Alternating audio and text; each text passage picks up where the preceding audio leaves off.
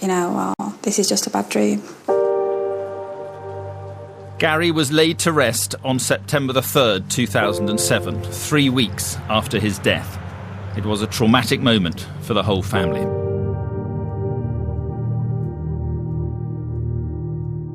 Adam Swellings finally admitted to police that he had struck Garry, and forensic evidence was building to place Stephen Sorton at the scene. We then were able to identify that it was a telephone call from Swellings through to the rest of his colleagues, if you like, to say he was out of prison and they were going to join up. They then, round about 3 p.m, we had them on CCTV buying alcoholic drinks. They were then playing football in a local park when they were approached by a police community sports officer who confiscated some drink off some of the youths. And then round about 7 p.m. onwards, we had a number of incidents that they were involved in where attacks took place, or threats to attacks took place on other individuals and youths in the area, which culminated round about 10:30 with them being in Station Road, and obviously the incident with Mr. Newlove's car before the attack on him. That night, the gang had been drinking cheap alcohol bought from local off-licences, something that resonated with the general public as it came at a time when fear over Britain's booze culture and associated antisocial behaviour was at its height. Alcohol played a huge role in what happened to Garry. These boys had been drinking very heavily that night, and this is something that resonated heavily with the public. How could this be allowed to happen? How could these boys have access to alcohol? How could they be allowed to roam the streets looking for trouble while drunk and drinking? It was an issue that the then Chief Constable, Peter Fahey, was aware of. So you would like to see the drinking age raised to 21?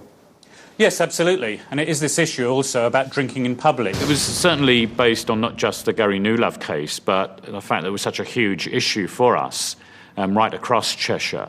And it was that feeling that something needed to be done. And, the particular danger that young people were causing, those that had been drinking that much, but also the fact that they made themselves very, very vulnerable, either as victims of crime or as perpetrators of crime. On the 13th of November, just 3 months after Garry's death, the trial began. 5 youths were up on murder charges, including Adam Swellings, 19, Stephen Sorton, 17, and Jordan Cunliffe, aged 16. They started hitting my dad and... After several police interviews and identity parades came the trauma of a trial. The Newlove girls and Helen were all to be key witnesses for the prosecution. Amy and Danielle, being the youngest, gave their evidence by video link. I had to sit with my hands underneath my lap, and if I cried, I have to put my head down. And it was just so confusing because the questions were so highly worded because I was only 12 and I didn't really understand what they were saying. And I'm not the cleverest of people, but they fired questions after questions and it just confused me. And I was saying no when I was meant to say yes, and I was so uncomfortable and it put me under so much pressure. I didn't know what it was going to be like, I didn't know what to expect. And to be cross-examined by 5 different people and you feel like you're the one in the wrong.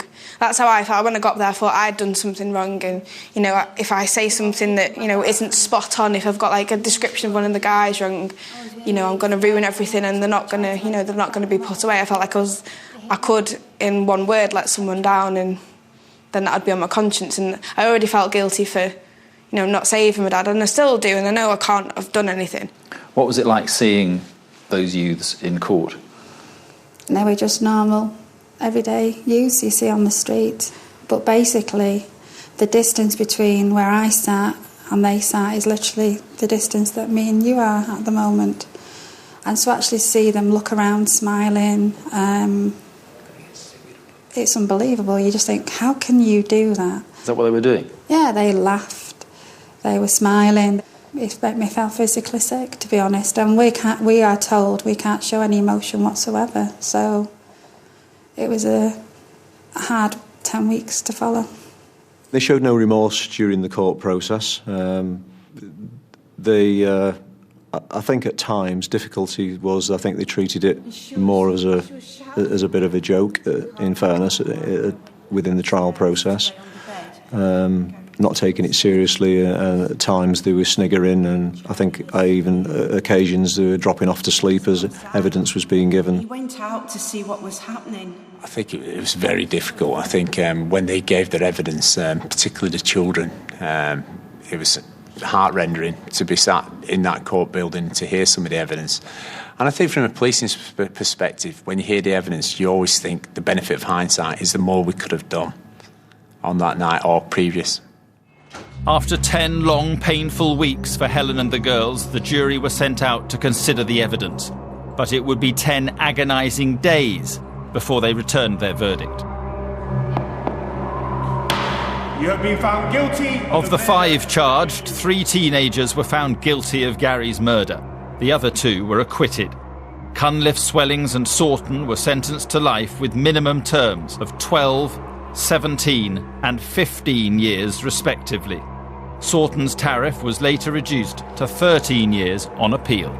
Guilty of murder. 3 teenagers who attacked Garry Newlove outside his home in Cheshire have been convicted of murder. There must have been relief that the people who did this were going to prison for quite a long time. There was relief. We got 3 guilty verdicts. But murder is mandatory life sentence. So you hear that and you want life for life. As not as a revenge, as justice that we should have in place in this country. They've taken my dad's life and they've taken away what my life would have been. They've taken away what my mum's life would have been, my sisters, my dad's brother, everyone in our family and everyone around us. We've had to change the way we are because they thought it was a bit of fun kicking someone and causing them to die. And what is it like for you personally and for your daughters, you as a family, to live with the loss that you've suffered? We have good days, we have bad days.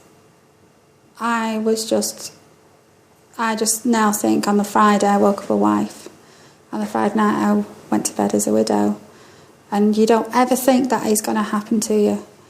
I just want my daughters to be how Garry would have wanted them to be.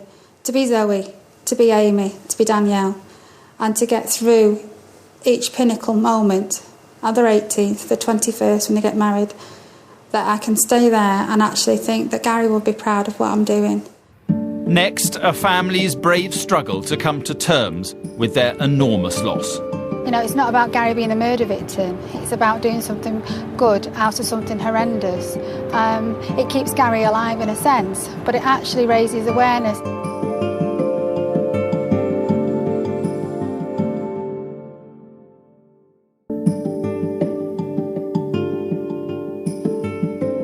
The light has gone out of our lives. It's like a piece of our jigsaw has been lost forever.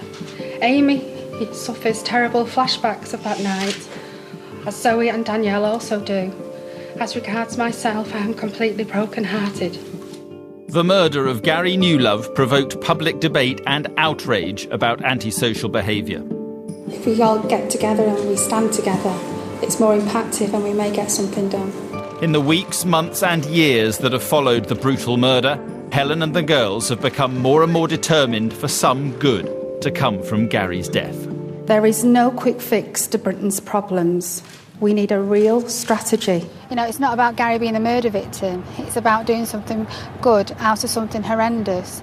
It keeps Garry alive in a sense, but it actually raises awareness and it makes everybody sit up again and say, because complacency doesn't sit with me at all, and that's what you can become.